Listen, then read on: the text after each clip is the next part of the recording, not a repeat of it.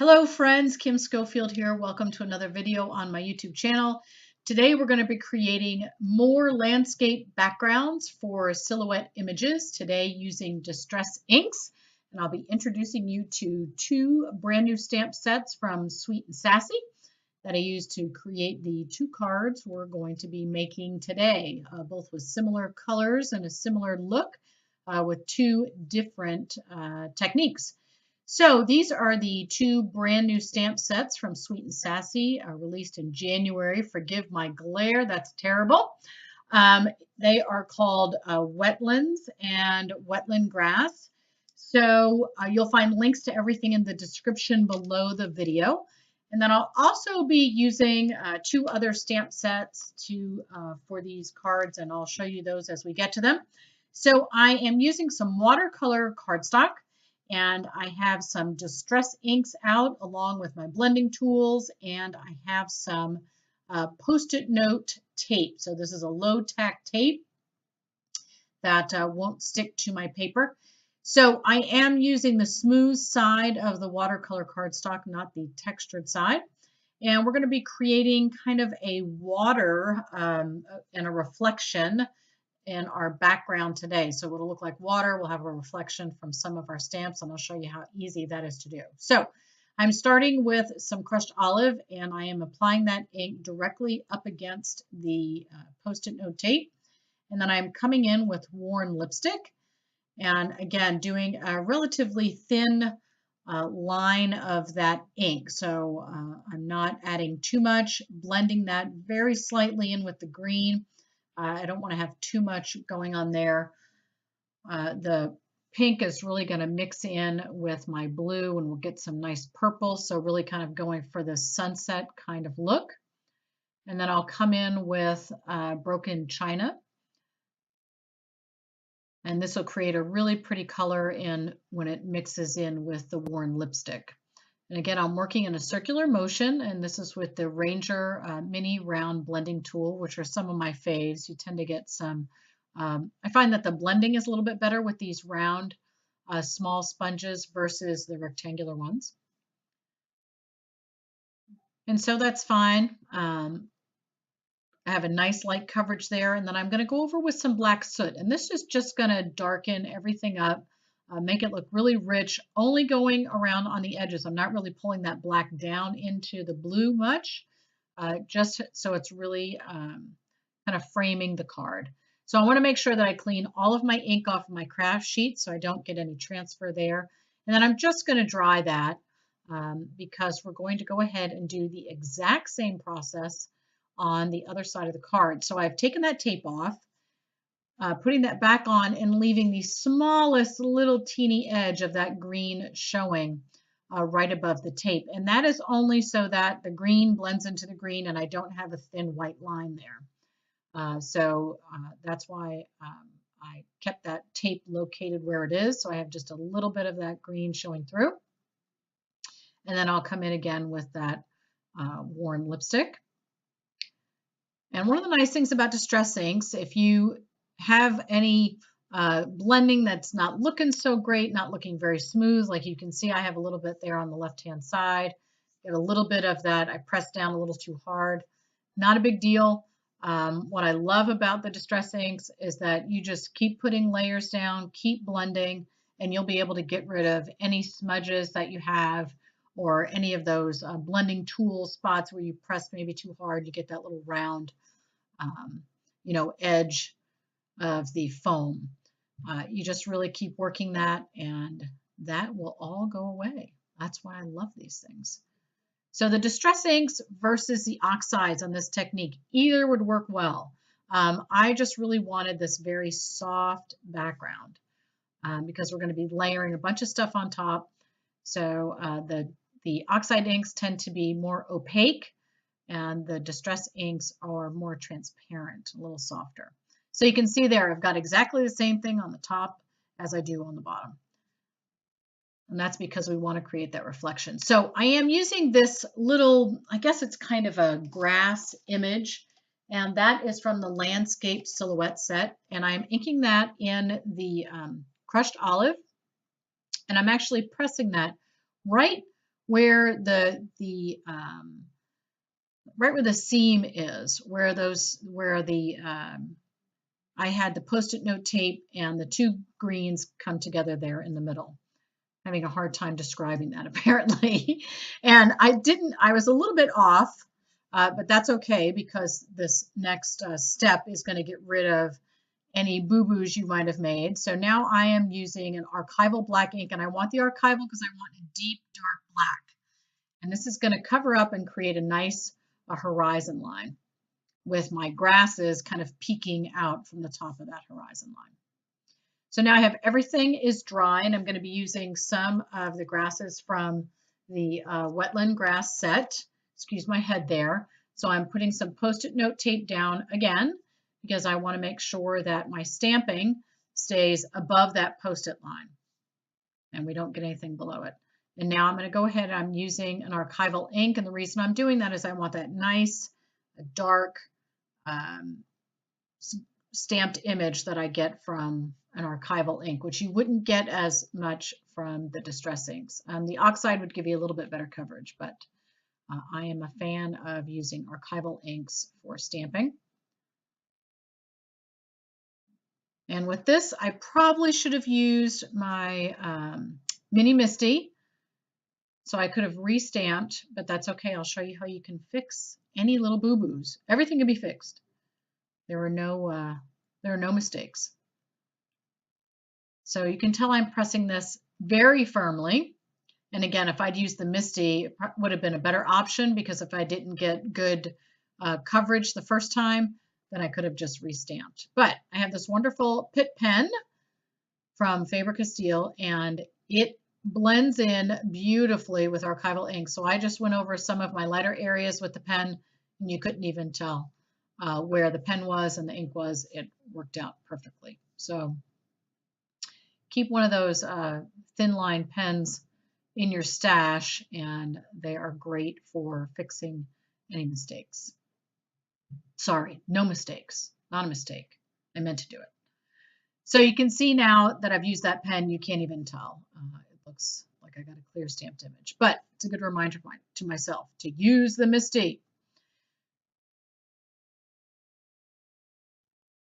So now we're going to go ahead and create a reflection. And what I have here is basically the back of the stamp. So this is just part of the packaging for the stamp. It's the plastic that goes with that. And I'm using a hickory smoke ink.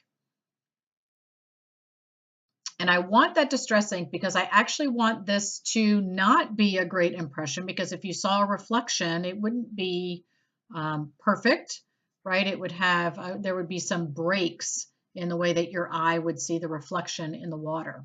So I'm stamping directly onto that acetate, and then I'm turning it over, lining it back up again, and I'm kind of trying to, I stamped a little bit more than I should have, so I'm trying to figure out where that image lines up with the one that I have on the top. I'm pressing that down, and then I'm just going to very gently rub my finger over the acetate sheet.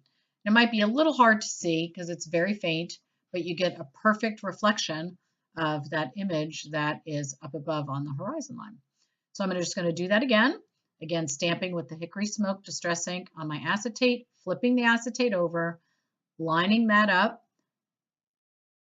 So I'm basically finding the stems to make sure I line them up so that the reflection looks identical to what's above it, and then picking that up, and you get a perfect reflection. Isn't that cool?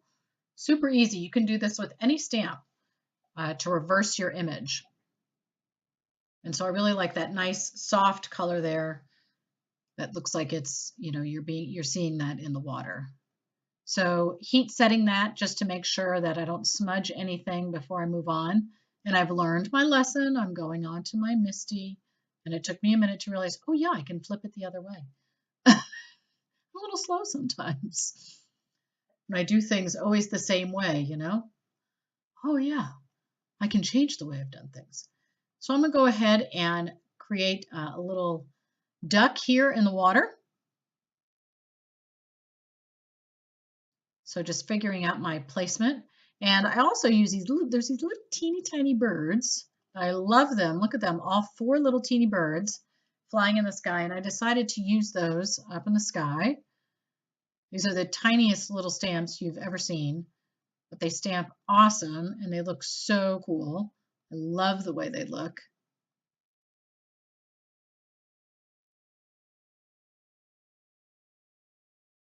And that archival ink does like to stick onto the paper. So you can see I didn't get a great impression on the duck, didn't get that fully covered. And part of the reason is it's the first time I'm using the stamp. So, and I didn't do much to prep it. So prepping your stamp will help a little bit with getting a better impression the first time.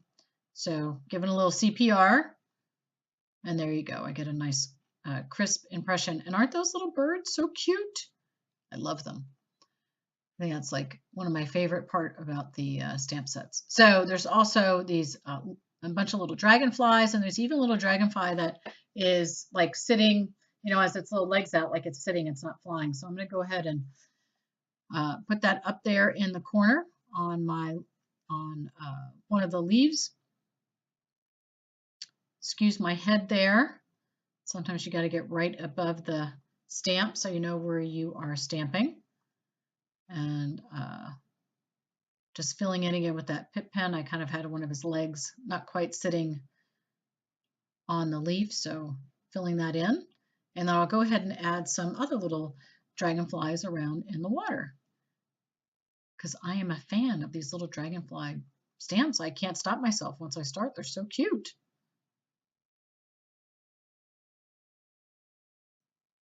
So now I'm going to go ahead and add the sentiment. And this is, again, from a sentiment stamp from Sweet and Sassy. This is the stamp set is called Faith. So again, keeping that in my MISTI just to make sure that if I don't get a good impression the first time, I can stamp it again. And using that black archival,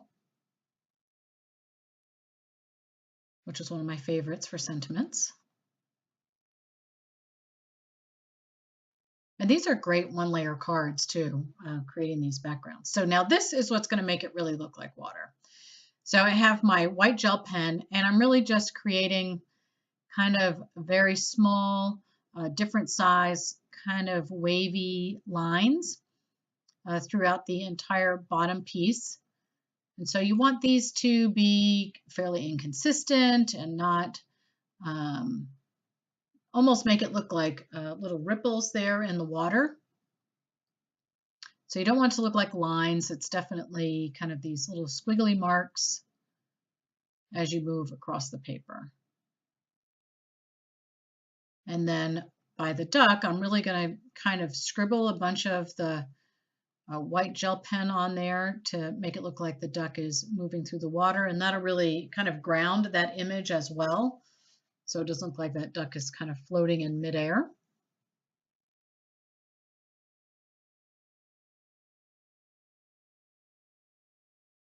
And then my card is just about ready. So here it is, mounted on a just on a standard side open card. And that card is finished. And now let's move on to the second one. So I had this piece of watercolor cardstock that I had cut a couple circles out of, and I thought, you know, this would be, it was kind of scrap, and I thought I would use it to create another background using my distress ink. So you can see I'm using the exact same colors. And the circle was cut out of this sheet, and I basically used some painter's tape to attach the circle back in to the paper where I'd cut it out. So normally if you were going to do this, I would say do all of your inking and then die cut your circle. It just so happened that these are scraps of mine, and so I wanted to use them all together. So instead of doing the look of having water, this is just going to be kind of a sunset type of look. So I'm just using the three colors the one time, just blending the green and then the worn lipstick shade, and then going in with my broken china, which is really fun because you can use this, you know, to make that kind of watery scene, or you can just use it to be, you know, looking out across the horizon at a sunset. And again, you can use any colors you like You know, you could use deeper purples in this or yellows or oranges, whatever, you know, your preference. So now I am going into my MISTI, keeping that circle in there, and I'm going to be stamping, again, using one of the images from the wetland grass stamp set. And this is an olive archival ink. And I'm pressing down real well because I want to make sure the image gets transferred onto the circle as well as onto the card base. So just going to stamp that a few times to make sure I get a good impression.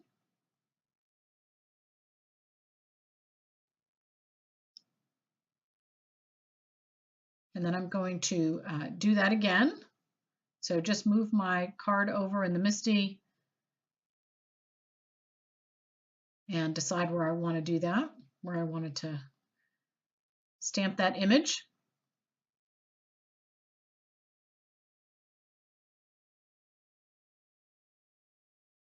I love these grass images. They're gorgeous. You can use them in so many different ways.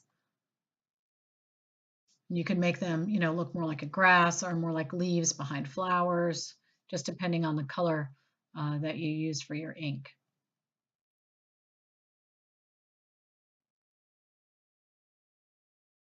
So now that that's done, I have taken the circle out and I'm using the other image from the wetland grass stamp set, and I'm stamping this in a very light gray.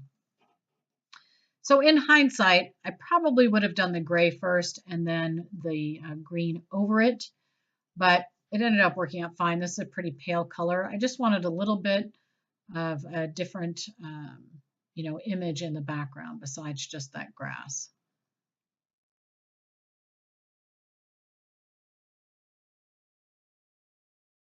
And then I'll go ahead and stamp that a second time just to add a little bit more.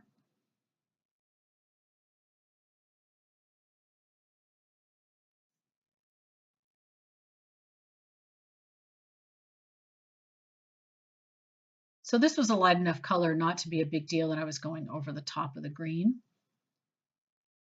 But just as for layering, I probably would have done the grasses on top. And so I am going to go back to using, I guess this is a heron, I think. That's what it looks like to me, which I love. You actually see quite a bit here in New Hampshire. You see these quite a bit. So stamping that down here, but he didn't really stand out enough. And so what I'm going to end up doing is stamping this image on a scrap piece of paper, and then I'm going to cut it out and pop that on top there. So, but I won't cut out the legs, and then you'll see me stamp this 15 times because I can't, my paper keeps sliding and I'm not being very precise. I should have had this, you know, down in the corner there of my MISTI because every time I pick up my piece of paper, it moves a little bit. But I think third time's the charm, and I finally got it. So now I'm going to place that back into my MISTI and just add some more of those images, this little duck that's coming in for a landing. And more dragonflies, of course, because I love them.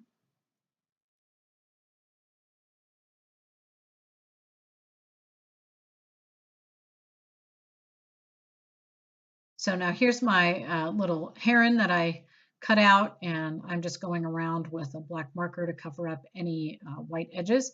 So you can see I did not die cut or cut out the legs. So I only cut out the body part, and I'm going to attach that with foam tape. So that'll make it stand out a little bit more too from that background that has a lot going on. And it makes it a little bit, yeah, he just pops out a little bit more. He gets a little lost there when it's stamped directly on top.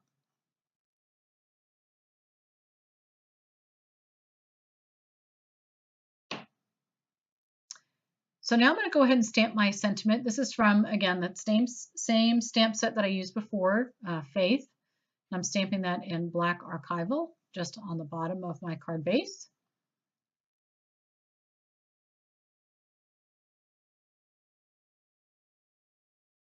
And now I'm going to go ahead and attach everything. So I'm going to hold the circle in place and then apply some adhesive You can see I've already got some foam tape there, so I'm going to have a little dimension in this card. I toyed with going with a shaker card, but that's for the next video. And so I'm just making sure that is lined up, and then I'm going to go ahead and put that down, get the circle attached, and then remove all of the tape and put my card base on. And so I'll have a little bit of dimension with that circle behind the card base. And that just about finishes up the projects for today. So thank you so much for joining me. My blog, as well as the Sweet and Sassy blog, will be listed on the final slide here in the video. So come on over and visit, and here's some close-up look at both of the cards. So why don't you give this technique a try and share it with us on the Sweet and Sassy Facebook page. Thanks so much. Happy crafting.